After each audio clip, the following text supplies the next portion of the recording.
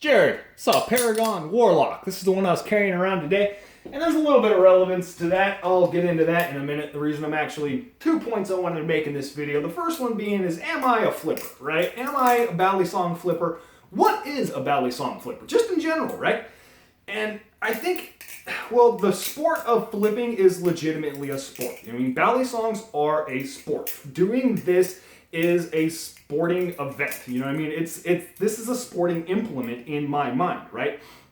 And so if you compare it to basketball, right? If you've got a bunch of 45-year-old guys that all have their own basketball team, they go out on the weekends, they play together, they have fun, you know, they just stick around.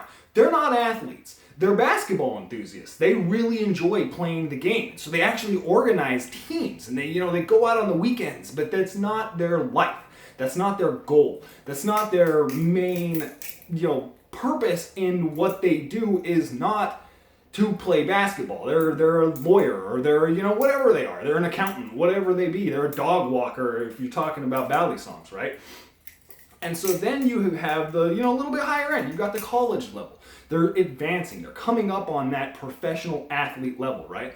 And then you actually get into the people who dedicate themselves to the competition, to actually furthering their skill set to the point where they are competing to be number one. The dedication, the actual time that is put into it, the willingness to compete, that is to me what makes an actual flipper. I'm a Balisong enthusiast, but I haven't learned a new trick in like 6 months. You know what I mean? I'm getting better. I've gotten better at the tricks. Let's see if I can actually do this. I've gotten a little bit better at the tricks that I do know how to actually do, but I'm not good at them. I'm not excellent, and it's not a serious drive that I have to get better at it. So I don't consider myself a flipper. I'm a Balisong enthusiast. I love the crap out of these things, but am I dedicated to it? Am I dedicated to the sport of flipping? And no, I'm not. And therefore, I do not consider myself a flipper, which actually leads to kind of the skills that I have, because I'm not very good at this. There's people out there that can manipulate these knives and just make them do freaking amazing things. The second point to this video I wanted to make is, yesterday I posted a video that was my EDC, just general EDC kit. There's a little bit of controversy in there. I got a couple people claiming you can't fit that much stuff in your pockets. There's no way you fit that much stuff in your pockets, right? I'm actually filming this on my phone as of currently because my other camera took a dump on me yesterday, actually as I was getting done filming that video. So I don't have a cell phone in my pocket. That one's actually just loose. But I want to just show you, here's the keys, key bar, pen, Paragon Warlock, lighter, flashlight. This is all in the front pocket. You can see I've got this orientated here so that I can actually just grab the bead. I can just grab the bead, pull the flashlight out of my pocket really easy. It's simple, it's quick to access. The lighter can just bounce around the bottom of my pocket. I'm not concerned about it. Same thing with the pen and the knife, whatever knife I'm going to be carrying. I like to keep them orientated right here just so I know actually where they are. I keep the string in my back pocket, a little bit of cordage there. And on the other side, this didn't actually make it into the video, but every single day of my life I'm carrying a Leatherman Wave. I absolutely love this thing. I used it today to pull some blackberry vines out of a dog's tail. His name's Walter, and he was just covered in crap. Here's a pry bar. It's the pry bar from Maverick Custom Knives. The little pry bar generally sits in that pocket there with my wallet as well. And I keep my wallet in there because you see what just happened there? I actually really like the way that this works because it is damaging my wallet. This is a stingray skin wallet, and I don't know if it's going to come across here, if I can actually get this thing to focus in. I don't know if it's going to, but there's damage right there. There's actually a little bit of damage done to this wallet. And that is the pry bar. It's just rubbing up against it. I've got titanium rubbing up against that leather. But it prevents it from actually coming out of my pocket. I have to struggle to get my wallet out of my pocket because it keeps getting hooked on on the pry bar.